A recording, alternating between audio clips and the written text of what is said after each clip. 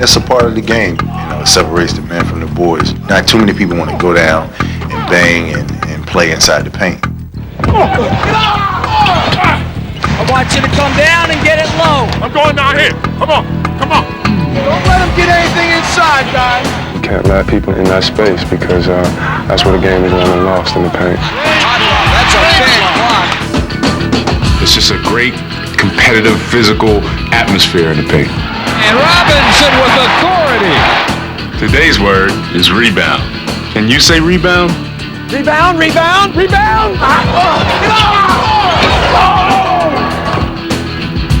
To block somebody's shot, telling them that don't bring it back in here anymore, it gets you psyched up and also gets your teammate and the fans into the game. Hearing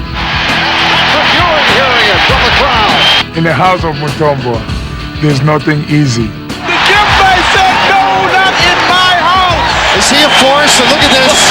Get that stuff out of here. And right now. When you go into the hoop, you just got that one thing, you just want to attack it, like your worst enemy. Hammer dunk in your face.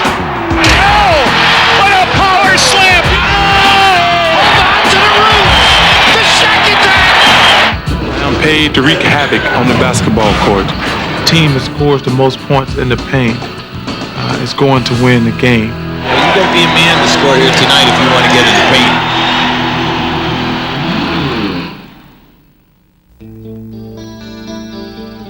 A painted rectangle is positioned at both ends of each NBA court, 19 feet long and 16 feet wide. In basketball vernacular, it is known as the paint, and it is the game's most vital territory. Patrick Ewing.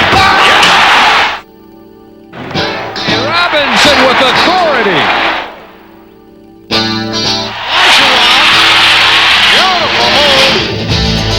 Get the ball inside this game. Inside does it again.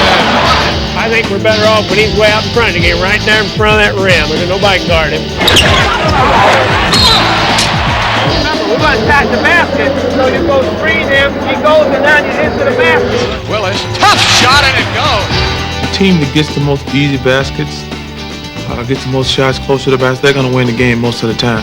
Here's Charles going score. Oh, yes. That's why I think in the paint, it's so competitive and you work so hard. Reach it over. You know you can't guard me, boy. Go, Shaq! Go to the hole, Shaq! He's there. He's lined up. You can't survive down there unless you have a great competitive spirit. I mean, you can't go down and post up all these guys night in and night out if you don't just have an intense competitive drive. You cannot measure the depth and size of this guy's heart. It takes mental toughness and physical toughness.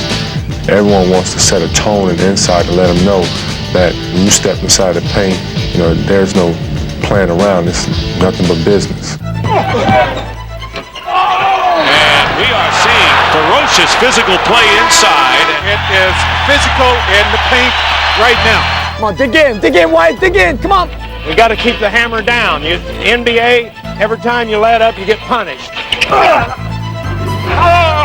To be a consistent dominant player inside, you have to be in great shape. Because the physical contact wears you down.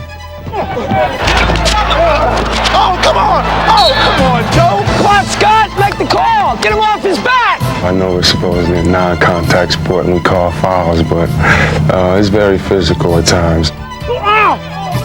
You get guys pushing you, grabbing you, holding you. And you got to find a way to try to get them up off you and put the ball in the hole the best way you can. Back.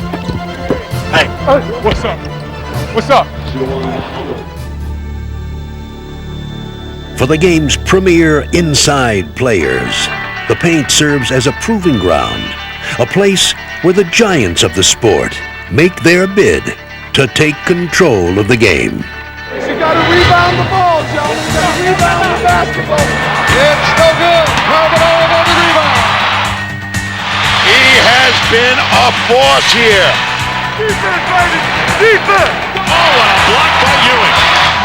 Jordan got the step. Rejected by Kemp. It's got to be your territory. You have to dominate, not just for yourself, but for your team. Rejection, Robinson. Mercy.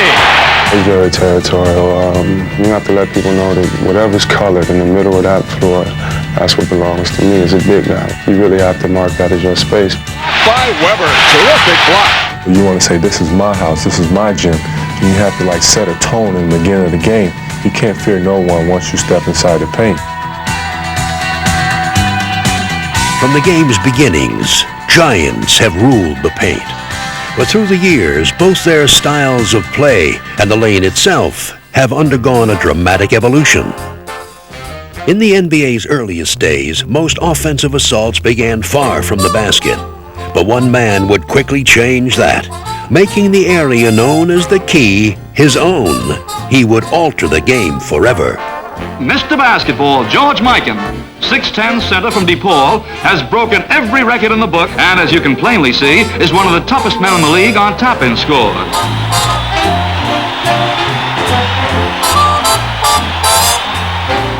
He was a difficult man to move, to budge once he got his spot. To play behind him was death. I mean, you couldn't stop him. Anytime there was a crucial shot, you knew George was going to take it because nobody else was allowed to take it. He would just keep saying, get it into me, and they would get it into him. In 1952, Mikan's dominance prompted the NBA to double the width of the lane from 6 to 12 feet. And what happened by moving me away from the key, making it wider, we were able to use more cuts and picks and get in a little bit more team play. But Mikan and the Lakers were able to adjust and continue to thrive. Greatest sports teams of all time. Now I want to go over the mistakes we've been making the past few games and iron out some of these mistakes. So let's pay attention closely and go to work. You all set? Ready. Mikan goes straight to his target. With less than 30 seconds left, that nails it down. The Lakers go on to win. With Mikan still dominating the paint, the Lakers would end up winning 5 titles in 6 years. But Mikan's effect was measured in more than titles. With the wider lane, players began to make their presence felt from beyond the paint. Sharpshooters like Pitchin' Paul Arizin and Neil Johnston emerged as stars. This former Ohio State University ace has one of the widest and deadliest hooks of anyone in the game. Wilt Chamberlain's entrance into the league in 1959 brought offensive dominance back to the paint. I think there will be a period of orientation for me, of course, like it is for every newcomer in the NBA, but I think in the long run I'll be able to handle myself man-to-man with almost anyone in the league. The lanky 7-foot star, appropriately nicknamed the Stilt, is... Wilt used his overwhelming strength and quickness to rewrite the league's scoring records and forced it to change once again. The 15th annual NBA All-Star Game in St. Louis. By early 1965, the NBA widened the lane from 12 to 16 feet in another attempt to counter the dominance of a great center. That's Chamberlain, and he's dunking one. Like Mikan, Chamberlain continued to dominate the game and reshape it. Scores over Russell. The wider lane paved the way for a mobile center such as Lou Alcindor, later to be known as Kareem Abdul-Jabbar. The Battle of the Giants.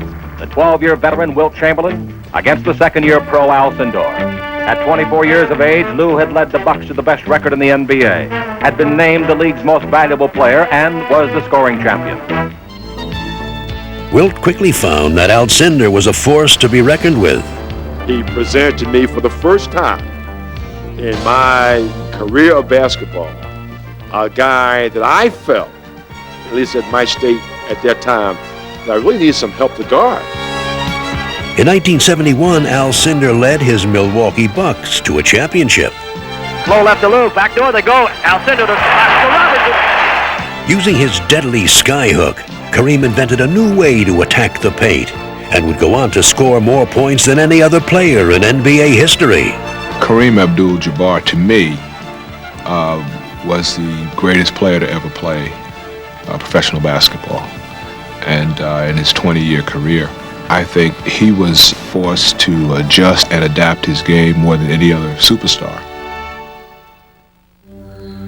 The widening of the lane not only led to the mobile center, but also created a new slashing style of play practiced by creative stars such as Elgin Baylor. If you're a competitor, you like the idea of competing and going out of the field and knowing that one-on-one nobody's going to stop you from scoring. And that part of my game I enjoy doing, driving, going to the basket, creating. Dude, he can hang up in the air longer than anybody I've ever seen. It looked like he was suspended on a rope up there that time. It's nothing you work on. I don't think it's something you can work on because you don't know. You don't know how the defense is going to play you. And it was just challenging. And it was exciting to do it. Echoing Baylor's fearless forays into the paint were players like Connie Hawkins and George Gervin. But no one would do it like Julius Erving. If Dr. J got to the open court, it didn't matter what the score was. Everybody in the stands felt that they got their money's worth. The doctor brought new excitement to the paint as he further elevated the game's creativity. Watch this fantastic move by the doctor. My first year in Philadelphia, the rookies on the team, anytime I got a breakaway shot, they would always say, poster. So we have a breakaway, a doctor. And what they referred to is any of the guards who were back on defense attempting to block it were going to end up being in a poster. Here he comes. We rock the baby to sleep and slam dunk. So that's not the position you wanted to be in if you were a defensive player. Getting caught looking up at another guy dunking the ball. Julius is unbelievable in a wide open situation. I have never seen anybody be able to do the things that he can do. Being able to dunk the ball in a game was a big thrill, and it did become the punctuation point on my game. Anytime I was able to grab one off the board and throw it back down, or steal the ball and make a breakaway or grab a rebound and go coast to coast in that instance and finish it with a throwdown.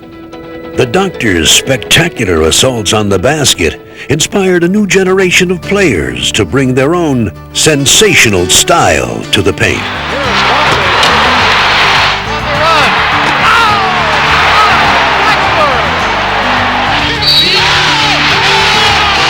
You try to get as many easy baskets as possible. I mean, dunks are obviously a lot easier than three-point shots and long jumpers. This philosophy was embraced by players of all sizes, as everyone seemed to share the excitement of making their own statement in the lane. That's how you take the ball to the basket, Chip. That is what it's about. Backcourt, he comes out of the blocks on fire. Oh, raging right-handed tomahawk down from the Rain Man. That's the best feeling in the world, is just to be able to go up during the game and to put one down on someone. Especially a 7-foot. It's a 7-foot. I love dunking on 7-foot. Kemp with a hammer with the right hand. There's no greater high in the world than dunking on a 7-footer. And he's standing under the basket, and he's going up for the block shot, and you keep going, and you keep going, and you go a little bit higher. You come down with a dunk, it's a great high. Kevin Johnson. Well, I get an exhilarating feeling when I dunk on one of those guys. I mean, it's a good feeling. Now that's attacking the hole. That sends a message very loud and clear. This game is designed for big guys. I mean, it's just the way it is. And when a smaller guy can kind of sneak dunk on a big guy, I mean, it's a great feeling. Oh, in your face, Kevin Johnson. Oh, my. While the doctor and those who followed him brought new attention to the paint, no one did it more brilliantly than Michael Jordan, who added his own touches of creativity.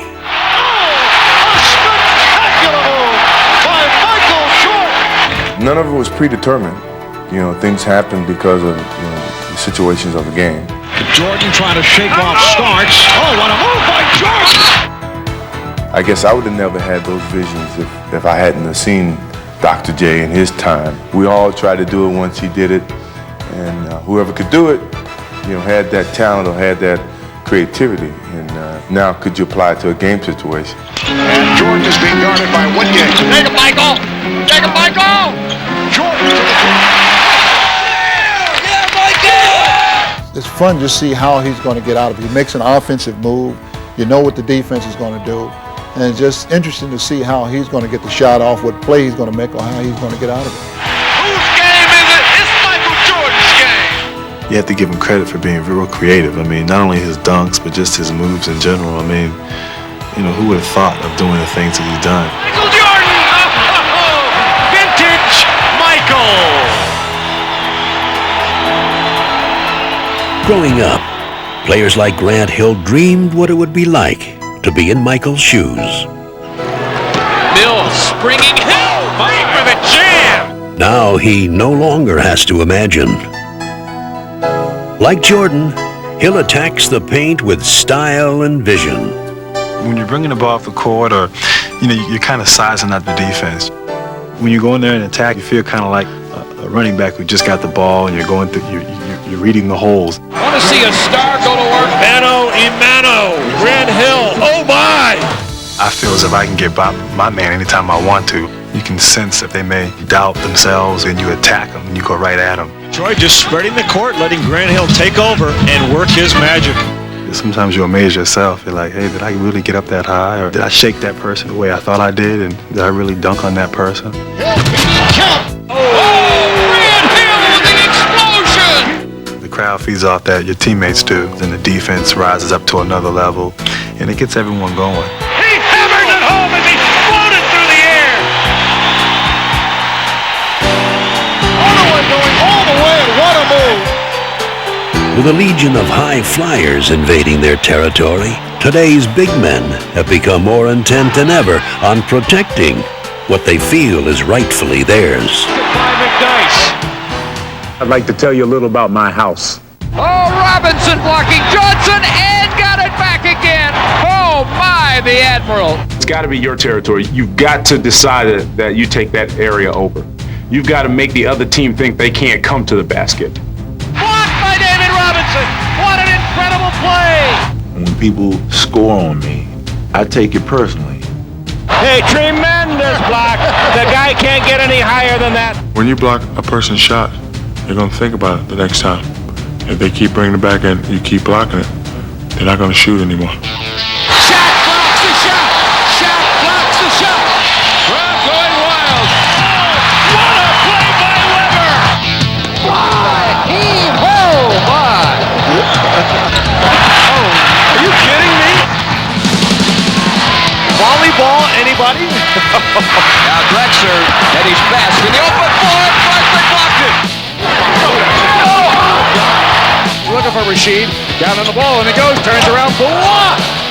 And Dikembe said, no, not in my house. I feel that I have established the house of Mutombo, but along the pain of the basket, and I have a control of my house, and I don't want nobody to come in. The house of Mutombo is not even open for MJ.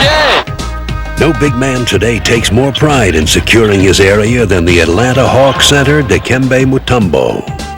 When I block 2 shots already from you, and you still want to come again, next time you're going to come, I'm going to make sure you get that finger from your eyes. Make sure that please do not come here no more. This is my house. And that was rejected by Mutombo. My goodness. Oh, my, denied by Dikembe Mutombo. 3-time shot blocking champ in the NBA. My favorite shot blocking that I have on my career was when I blocked Sean Kemp to send Seattle home. The Denver Nuggets have beaten the team with the best record in the NBA, the Seattle Supersonics, and Dikembe Mutombo, one of the stars. I think one of the best memories of my life, me landing on the ground and holding the ball like this. And there's no way I cannot forget it. What Dikembe does today was foreshadowed by another intimidating defender. The legendary Wilt Chamberlain also made the paint his home and took great pleasure in rejecting all who tried to trespass. I was blessed with a great vertical leap, and I enjoyed going up as a shot blocker, and not only just blocking the shot, sometimes taking the ball right out of the air. Blocked by Chamberlain, a great block by Chamberlain.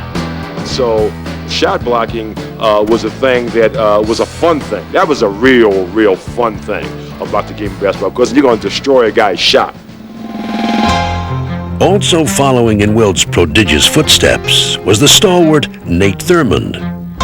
Nate Thurmond is an incredible defensive basketball player. He was strong with his incredible long arms, because the top of his reach was like that much more than mine.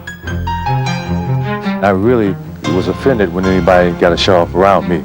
because you have to play defense tough. You have to let people know that this is my territory and I want to stop everything that I could. It is a philosophy that has been embraced by all of the league's great big men. What a block by Bob Lanier. But for all the tenacious guardians of the paint that the game has seen, one in particular has become the standard of defensive greatness. Bill Russell made shot blocking an art. Russell not only would block the shots, but 90% of the time when he blocked the shot, we would get the ball. When I blocked a shot, I was just getting it on my fingertips most of the time. And so I didn't swat it, I just hit it, just changed direction. And so the ball stayed in play because my theory on blocking shots was that a defensive play is not over until your team has the ball. With his unique defensive prowess, Russell dictated the flow of the game from under the basket. He had such great quickness and agility that he could play 3 or 4 guys on the same trip up the court, switch off, go back to his own man, block a shot. So he would disrupt their whole entire offense. West all alone. Look at Russell come down. And what a play by Russell! So he revolutionized the game. Then after a while, he became so intimidating, so quick was his reactions that it was like blocking another 10 shots a game, even if he never touched the guy. I can remember playing against him in the fourth quarter, and I went in for 4 layups in the fourth quarter. He blocked the first 2, and I missed the next 2 looking for him. The guy comes in, and you block the shot. And then you might look at him and smile and say, yes, we did that to you. If you come back, we'll do it again. If you come back again, we'll do it another time. So you'll have to try something else to do. That won't work.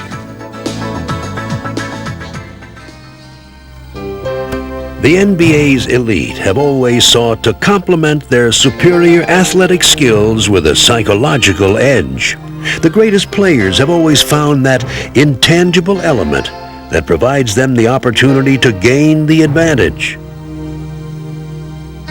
Bernard King wore his tenacity on his sleeve and literally willed himself to succeed. There's King.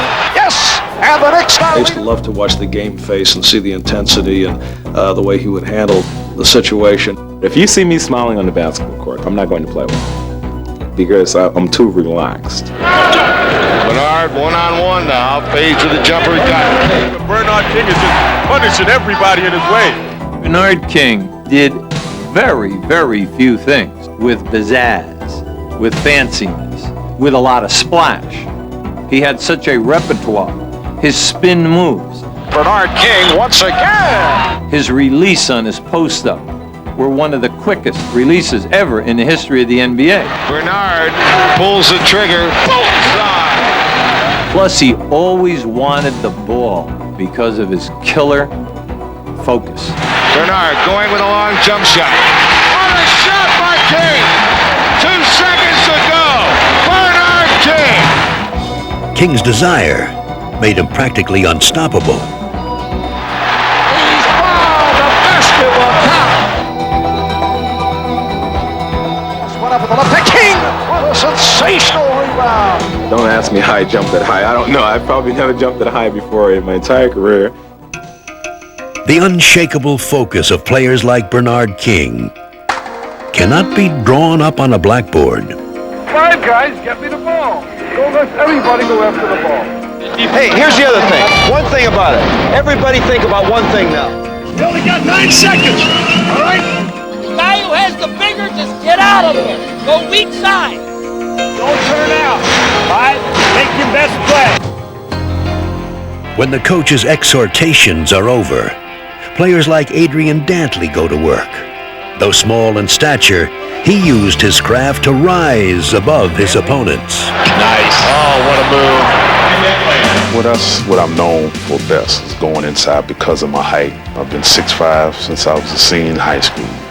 And no matter, even if there were 7-footers on my team, my coaches would always make me go inside because I was the best inside player. Well, Adrian Dantley so good, showing the basketball, getting you off balance, and then getting by you into the lane. And once he gets to the lane, two things are going to happen most often. He's either going to score or get fouled. Oh, yeah, man! Like Dantley, James Worthy didn't appear able to make his living in the paint, but his quickness helped him penetrate the lane at will. Now the ball out in front comes in low to Worthy. Worthy fakes, does a 180 turn. He's in the air. He throws it up and in. That was vintage Worthy. James Worthy. There's not a man in the league playing his position that can stop him. My attitude was that the game was about physics down there. If I can beat you to B, then I might be able to beat you to C. Oh, Worthy loses welcome. Oh, my, what a shot. I had that painted area kind of that I knew I could get to and what moves I was going to make. Here's Worthy with the quickness again, and he's having a terrific game. He was a great offensive player, and chasing him around was, you knew once he got going that he'd get his engine running. Now he's making turnarounds, he's making everything. He was a tough guy to guard. Though Kevin McHale did not possess explosive speed, he did own an uncanny sense of creativity in the paint. Kevin McHale leans in. Look at that by McHale. Kevin McHale's the best player I ever played against. I felt like he was unguardable. He's got every move in the book when it comes to the low post, that's for sure, and a great touch to go with it. I mean, I just copied one of his moves, which is the up and under. And McHale, boy, is he tough. He had nicknames for his post-up moves. He had the slippery eel and the white salamander. Those are just moves that we named to have some fun with it and stuff. They were basically going up and under people and going around them, shooting underneath their arms and stuff like that. He used his worm move. His wiggle move. Watch it. McHale, great play. Well, he had to improvise a lot on that. McHale hasn't missed yet. McHale scoops it in with the right hand. McHale posting up Peterson. Welcome to the club, Jim. First of all, I get bored. It was a long season. 82 games, you got to experiment with stuff. But most of it's will. I think, for 48 minutes, I was going to be stronger than you at some point mentally, and I was just going to keep coming and keep coming and keep coming. Kevin McHale. For all these innovative scorers, the paint is a place where mind can triumph over matter. And nothing serves to illustrate that contest of will more than the chore of rebounding. Even more fundamental than offense and defense, this most elemental battle delivers one simple fact. Can't score without the ball. So that's still first. And the game's best big men have always brought passion to this bruising pursuit. What I really enjoyed in basketball more than anything else was rebounding. It was pretty rough in those days. You just got in there and got pounded on and jumped up and got them. I felt that there was not a man alive was going to block me off the board. Masters of this craft have always taken this task personally. It was something also very gratifying about it. You go up there and you kind of grab that ball and you squeeze it and you say, it's mine. Such a wide body, you can't nudge him off rebounds. And even today, the game's best big men still understand the importance of winning this most basic contest. Keep him off the ball. That's real important. Let's go out and do this, baby. Rebound.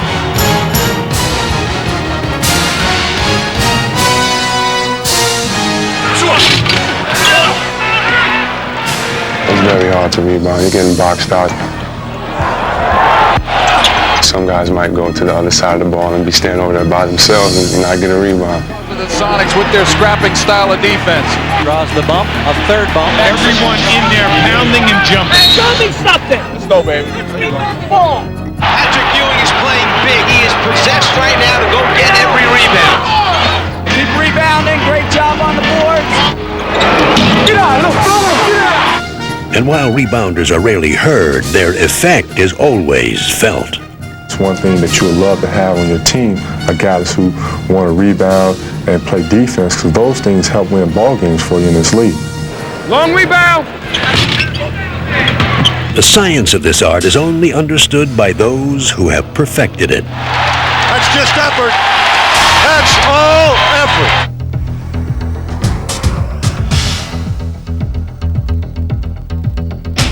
As I say, it's all about rebounding in this ball game. You can talk about The matchup in the middle, you can talk about the stars, but defense and rebounding, that's what'll win ball games for you. To be a great rebounder, you got to want the ball. Every rebound is ours. Every rebound is ours. And it takes a intuitiveness to know where the ball's going to go off the rim. Timed it perfectly. If you watch, some of the top rebounders like Dennis Rodman or Charles Barkley, those guys keep moving. They keep going. The whole game, they have endless energy, and that's what it takes to really make things happen in the paint all game long. Get a knucklehead can score. Rebounding takes brain. I have two basic philosophies. Number one, I have great desire to get the ball. Get out of the way, little fella. And number two, I try to position myself always on the opposite side where the shot is coming from. I watch the ball when it's in the air. It takes a combination of strength, endurance, and most of all, probably willpower.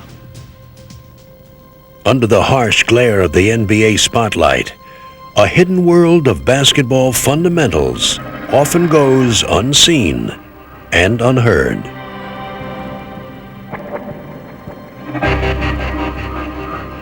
Reality appears to be outlined for those who enter this domain, but the dimensions of this finite area are an illusion.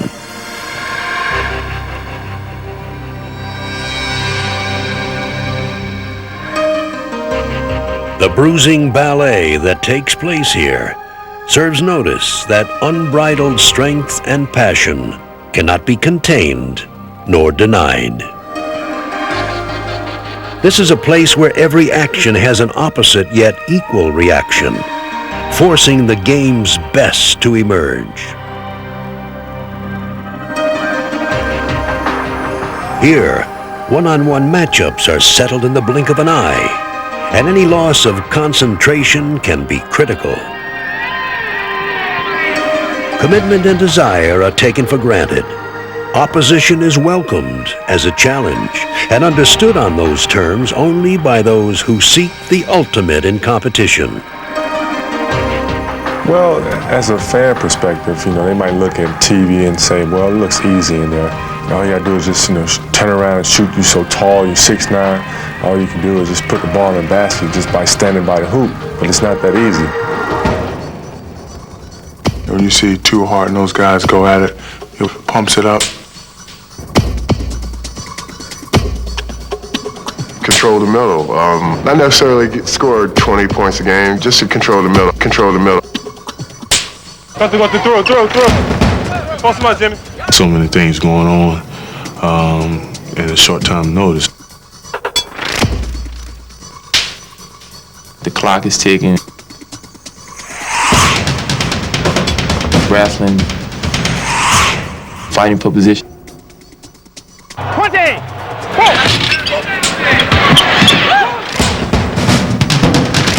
Get out! Everyone is sweating. Like to bang with the big body. One down. 15. Go ahead, Big Daddy.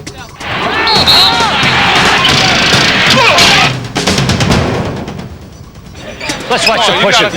Both guys.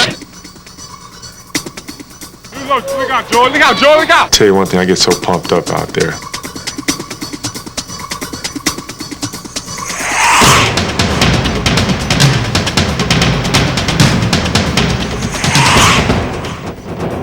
Feel real hype. Hype. Go down. And I thrive on it.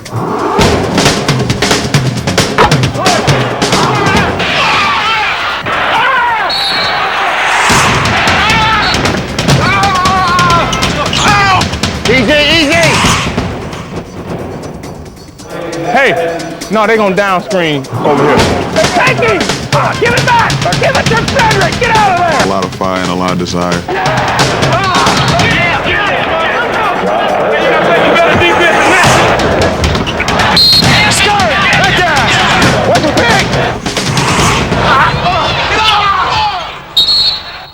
It's tough. Throughout NBA history, the journey of this simple rectangle has reshaped both the game and its players. Going against the I think the greatest athletes in the world, you know, if you're not at the top of your game, you're going to get embarrassed.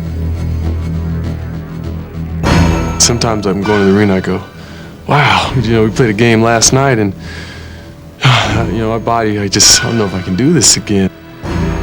I just say it has to be all pride. It has to be somewhat of an ego. It has to be somewhat of a cockiness. And once you're in the paint, you have to go strong and you have to be confident that you can make a shot anywhere within the paint. That's why I think it's so competitive and you work so hard. I mean, the whole concept of basketball is to keep players out of the paint, stop them from getting easy shots.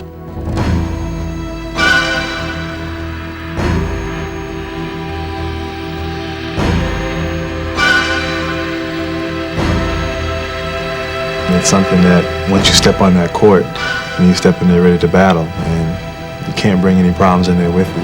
Go, Lizzie, go, Lizzie, go, go! If you do, then you get exposed.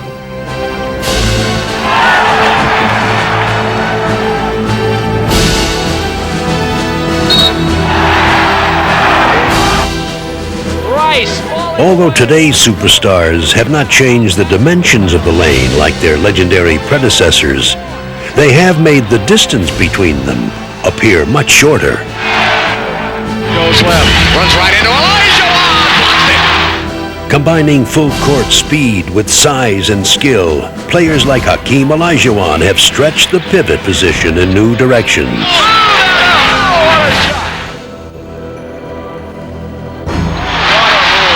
How do you stop it? You just can't stop it.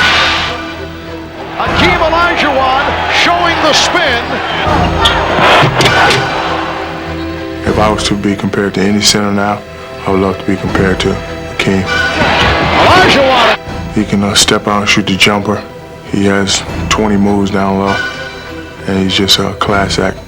And Shaquille O'Neal has brought new glamour to this age-old area. As I think with him is just strength, power, brute force, ego, pride. You know, him wanting to dominate the paint. So many moves, so much power. Unstoppable. Oh, come on. The game has evolved, so you have to be a little bit more versatile as a big man, no question. I mean, even the guys, you know, look at a guy like Shaquille, who's 315 pounds, can run the floor. If you don't get down on the floor, you don't run with him, he's going to be dunking it on the other side. So even the biggest guys can run, and nowadays you really have to. Elliott and Johnson 2-on-1. Alley-oop. And with the contribution of stars such as David Robinson, these men have revolutionized the game. And those are the premier centers in this league. And you know, you also have to put guys on the list like the Lonzo Mournings and the Patrick Ewings. You know, all those guys are premier centers. He's playing big, way above the rim tonight. He is possessed right now. Nowadays, you got a lot of little guys posting up in the middle, and you got you know, big guys making the passes and shooting some jump shots. So you have to be a little bit more versatile as a big man. And I think all the great big men now really can make shots from not just in the paint, but even a step outside. This incredible diversity has made the action in the paint more compelling than ever. Either Tony or Dennis. Then you go three guys, three posts. They run this high pick and roll. My other big guy ends up here, so he can get off and help. Just slide with the guy. First year with the hard and never rotating on the pass. Keep people in that lane because they flood. As quickly as the coaches can draw up new plans for exploiting the paint, today's stars find ways to exceed them. Shovels, Pippen, jab with the right hand. The isolate for Barkley. He spins, backdoor move, slams it down. Grant in the lane. That's how you have to attack with Tom Ball. Switch. Lee.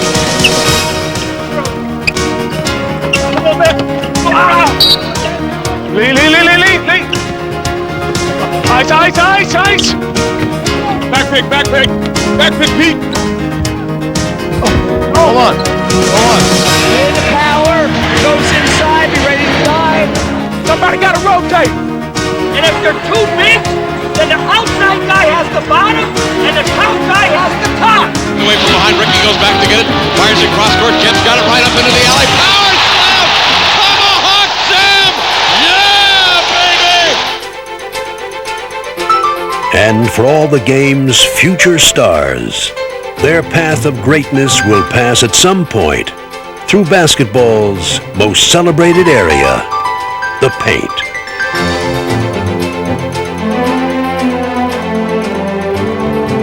I got my eye on you initially before they break. I'm not going to do anything dangerous, but I'm going to put it out there. Let's go, Bo! Middle! Middle! Yeah! Go! Inside, baby. Motion! Cut! Yeah! No, ain't no zone. You do. I go. Watch the man. Right yourself, KG. You got a zone?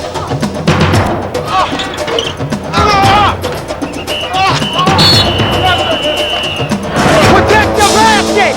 You know, now and then we're going to get burnt defensively when you're aggressive like that, but that's all right. Every single time. Trip underneath Elo. Right back, Carmelo.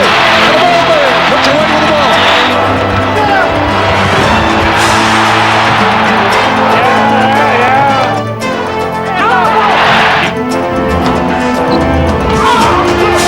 Right now we got a lot of adrenaline out there. A lot of adrenaline.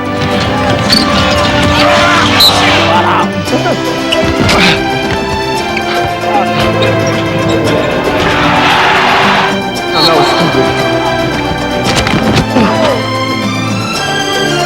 Big, powerful men fighting underneath the basket. The kind of guys you need to win NBA championships.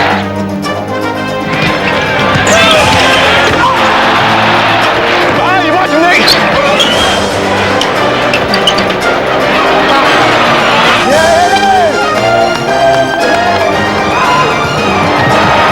Excellent defense. The blocker's right here. Did I ever lie to you? What? Did I ever lie to you? No.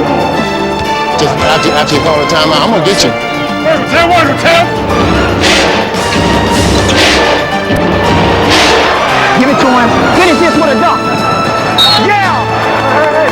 Everybody's got to be have to be one step below that so they don't call that illegal. You got to stay focused on defense. All right? I want you to stay focused. Help me out. I'm a little tired out there. I've had a long, hard workout. I'm ready to go take a nap now. What do you think?